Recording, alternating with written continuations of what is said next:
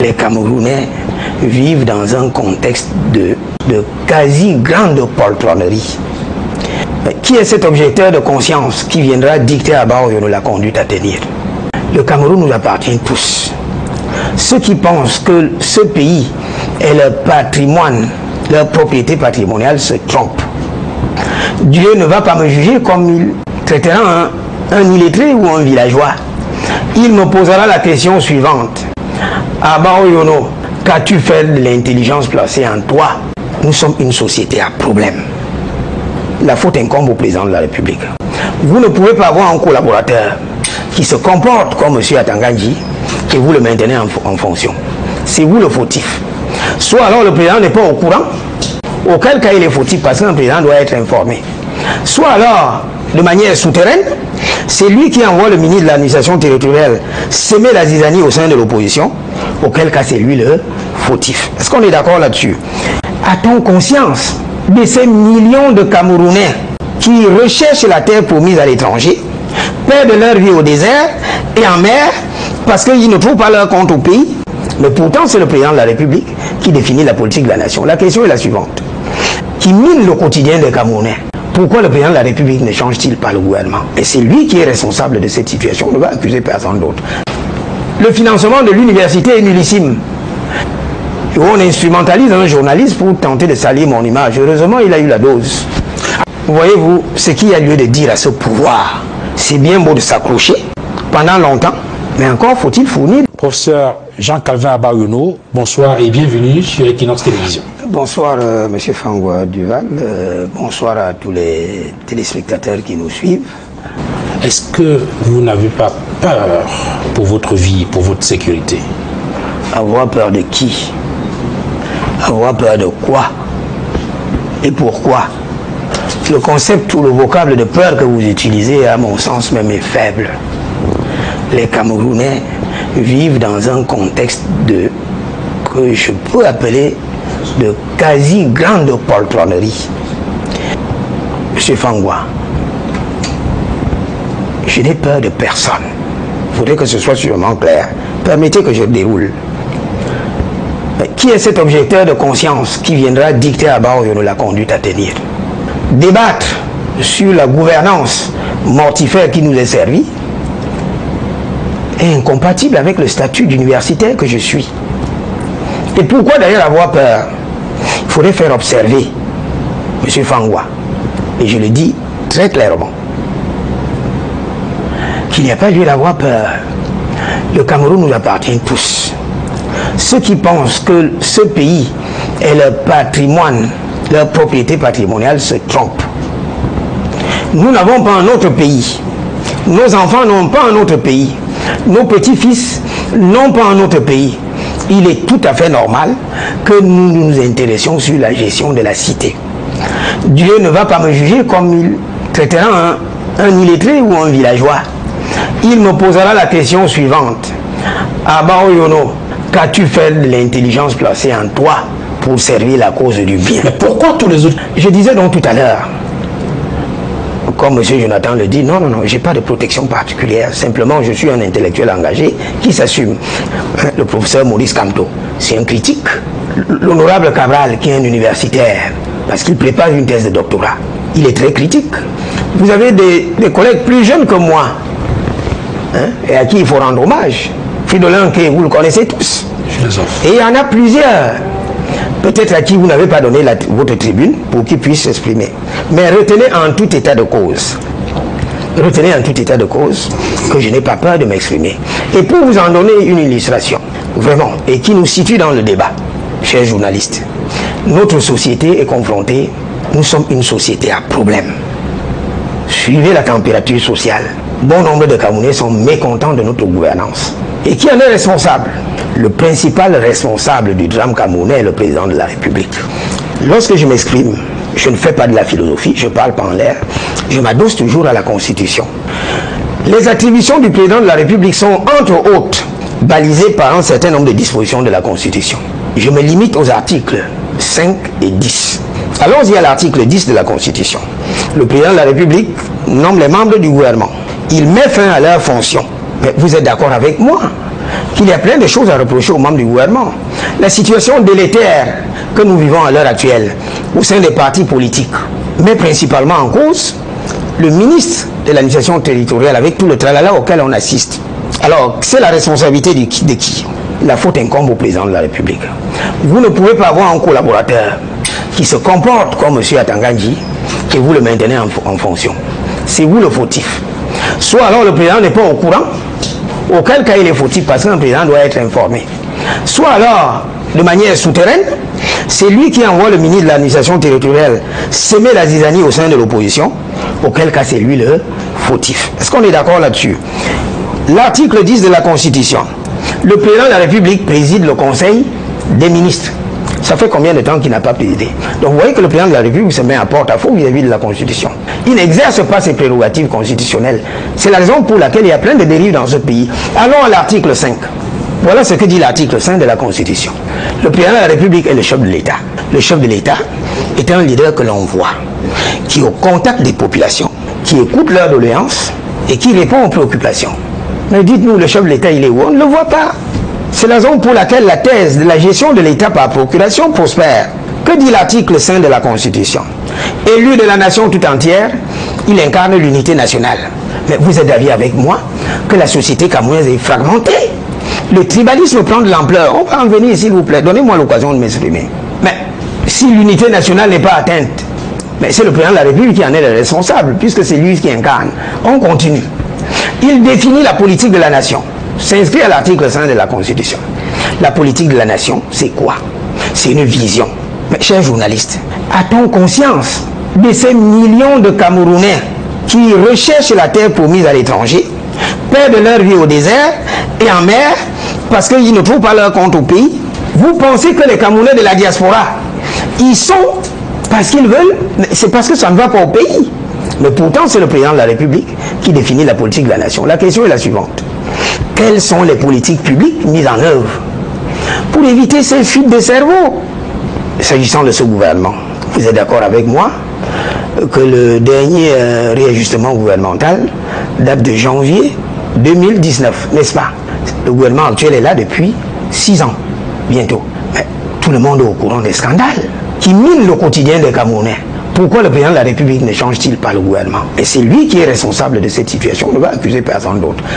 Alors, vous savez pourquoi je suis très rigide envers le président de la République? Un certain nombre de raisons que je vais dérouler. Comme Premier ministre, vraiment, donnez-moi le temps de m'exprimer. Comme Premier ministre, l'actuel président de la République, Paul Biya, a commandé mes arrière-grands-parents. Il a commandé mes grands-parents. Il a commandé mes parents. Il m'a commandé. Comme président de la République, il a gouverné en commandant mes grands-parents, mes parents, moi-même, mes enfants et mes petits-fils. Bon nombre de Camerounais peuvent également se retrouver dans cette situation. Comme pour dire quoi? Le président de la République a eu tout le temps de régler les problèmes de ce pays. Bientôt, je crois qu'il aura accumulé 43 ans de pouvoir. Est-ce qu'on est d'accord là-dessus? Et le débat, le feuilleton médiatique auquel on assiste à l'heure actuelle, tend à le pousser à un 8e septennat. Vous voyez donc que son temps de mandat, finalement, est d'une extensibilité indéfinie. Comme pour dire en somme, il est là depuis très longtemps. De deux, il a eu tous les leviers de pouvoir. Aucun contrepoids institutionnel. Le Parlement est acquis à sa cause. Les juridictions ne parviennent pas à faire leur travail parce qu'il est le gardien de l'indépendance de la magistrature. Et vous voyez même que le pouvoir judiciaire est pénalisé parce que depuis lors, le Conseil ne se tient pas. Il tient tous les leviers de pouvoir. Il a tous les moyens financiers pour régler, solutionner les problèmes des Camerounais. Mais au bout de course, quel est le bilan? Le bilan, c'est lequel? Voilà pourquoi moi je mets sa responsabilité en cause. Vous avez des gens qui se sont battus, qui ont mis en valeur leur terre, et du jour au lendemain, un ministre se lève, remet en cause cela. J'aimerais rappeler à ce ministre les dispositions de la Constitution. Voilà ce que dit la Constitution. La Constitution est le droit d'user, de jouir et de disposer d'un bien garanti à chacun par la loi. Nul ne peut en être privé si ce n'est pour cause d'utilité publique et sous la condition d'une indemnisation prescrite par la loi. Ça veut donc tout simplement dire que le titre foncier, qui a déjà une définition réglementaire, c'est laquelle? C'est la certification officielle de la propriété immobilière, le titre foncier est protégé. On ne peut pas vous déposséder de votre bien, on ne peut vous déposséder de votre bien que dans le cas d'une expropriation pour cause d'utilité publique. Mais qui respecte ces dispositions de la Constitution? Chers journalistes, le plus haut diplôme à l'université, c'est lequel? En principe, c'est le doctorat. Le PhD, le doctorat. Alors, vous avez une note du ministre de l'Enseignement supérieur en date du 17 juillet 2023 qui suspend les sélections en thèse. Est-ce que vous le savez? Ça fait bientôt 18 mois que les étudiants titulaires de master voient leur droit à l'instruction, leur droit à l'éducation garanti à l'article 26 de la Constitution mis en péril par la simple volonté du ministre. Le financement de l'université est nullissime. Vous savez ce qui a motivé ma colère dans ma dernière sortie? Pour démontrer que le ministre de l'Enseignement supérieur raconte ce qu'il veut bien raconter. Parce que dans sa tête, il faut politiser l'université. La raison est la suivante. Vous avez un collègue du nom du professeur Mbida, paix à son âme aujourd'hui décédé, qui apprend qu'on paye certaines vacations. Il va à l'université, prouve qu'il n'y a pas son nom. Quand il rentre chez lui, se couche, il décède. Et vous pensez qu'on va laisser passer cette situation parce qu'on veut caporaliser encore? De toute façon, à bord, ne mange pas de ce pain. Quand j'ai quelque chose à dire, je le dis. Lorsque les évêques, c'est Monseigneur Cléda qui a commencé par sonner le tocsin, les autres évêques ont suivi. Et vous avez même eu, il y avait une conférence des évêques, je crois, c'était à Bamenda, où tous sont signés. Alors, on a appris le discours que les évêques devaient se taire, ils n'avaient pas à se mêler de la politique. J'aimerais donner deux arguments. Il faudrait qu'on essaye, qu'on évite d'enfariner les Camerounais. Voyez-vous, ce qu'il y a lieu de dire à ce pouvoir, c'est bien beau de s'accrocher pendant longtemps, mais encore faut-il fournir des résultats. L'intelligence, le savoir est une arme redoutable. Et il faudrait que le pouvoir de Yaoundé le retienne assez clairement. Parce que c'est tout ce qui nous reste. La Constitution prescrit au bénéfice des citoyens la liberté d'expression. Les évêques en sont des citoyens. Où est-ce que la Constitution les a exclus du bénéfice des citoyens? Les chefs traditionnels ont la latitude d'apporter leur soutien aux candidats de leur choix. Le problème ne se pose pas. Mais alors, si ces chefs traditionnels s'étaient exprimés intuitus, personnels, c'est-à-dire à titre personnel, le problème ne se poserait pas. Ils ont arboré leur casquette de chefs traditionnels pour apporter leur soutien à un candidat. C'est anticonstitutionnel. Vous avez le texte de la Constitution avec vous? Anticonstitutionnel? Très bien. Alors, cette attitude est non conforme à la Constitution. Je vais le démontrer. C'est pour ça que je vous ai dit que vraiment, notre arme fatale, c'est tout ce qui nous reste, le savoir scientifique. Voilà ce que dit la Constitution. Déjà, le chef traditionnel, c'est quoi? Le chef traditionnel est le garant des valeurs traditionnelles. Est-ce qu'on est d'accord là-dessus? The custodian of the people's cultures and traditions. C'est très bien. C'est les gardiens du temple culturel. Voilà ce que dit la Constitution. À l'article 1er, alinéa 2, paragraphe 3, la République du Cameroun reconnaît et protège les valeurs traditionnelles. Ça veut donc dire qu'il faut faire très attention. Les chefferies traditionnelles ont un statut constitutionnel, personne ne vous le dira. Mais alors, cette articulation constitutionnelle est soumise à une condition que je vais évoquer. La République du Cameroun, disais-je, reconnaît et protège les valeurs traditionnelles, conformes aux valeurs traditionnelles, aux droits de l'homme et à la loi. Pour que donc les chefs traditionnels, qui sont reconnus par la Constitution, apportent leur soutien, il faut que leur action soit conforme à la démocratie. Ils n'ont pas à prendre position en faveur de Paul Biya en prétendant embarquer les populations qu'elles sont censées encadrer. Parce que là, on sort des principes démocratiques. Le principe démocratique, c'est lequel? Chacun est libre de voter pour le candidat de son choix. Les droits de l'homme, chacun a la liberté. Vous ne pouvez pas, avec votre casquette de chef traditionnel, embarquer les populations dans ce mouvement, conforme à la loi. Où est la loi qui habilite les chefs traditionnels à apporter leur soutien au président de la République? Cette loi n'existe nulle part. Comme pour dire, sous le bénéfice de ce qu'il précède, il faut distinguer l'individu de la fonction de chef traditionnel. Or, lorsqu'ils se sont réunis, c'était avec la casquette de chef traditionnel. Ce glissement vers le politique est extrêmement dangereux parce qu'il n'est pas conforme ni aux principes démocratiques prescrits par la Constitution, ni à la loi, ni aux droits de l'homme. S'ils s'expriment à titre intuitu personné, le problème ne se pose pas. Ils ont cette latitude. Par contre, que ce soit clairement entendu, lorsqu'on a excipé cette disposition de la Constitution, que les chefs traditionnels n'ont pas embarqué dans leur aventure et arborant leur casquette les populations qui demeurent libres de choisir qui elles veulent.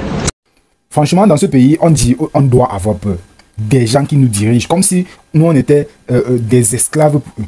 Comme si on était dans l'Antiquité où on venait vaincre les gens, on disait que bon, toi tu m'appartiens, je dois te contrôler. Or que dans ce pays, il y a une loi qui dit que chaque personne a le droit de s'exprimer librement, de donner son opinion. C'est clair. Mais c'est déjà à un niveau où, quand tu parles, il faut avoir peur. Maintenant, Abayo nous dit qu'il n'a pas peur. Et c'est normal. Alors, si tu as resté jusqu'ici de la vidéo, pardon, abonne-toi, active la cloche de notification pour toujours être alerté des nouvelles vidéos. Ciao, ciao.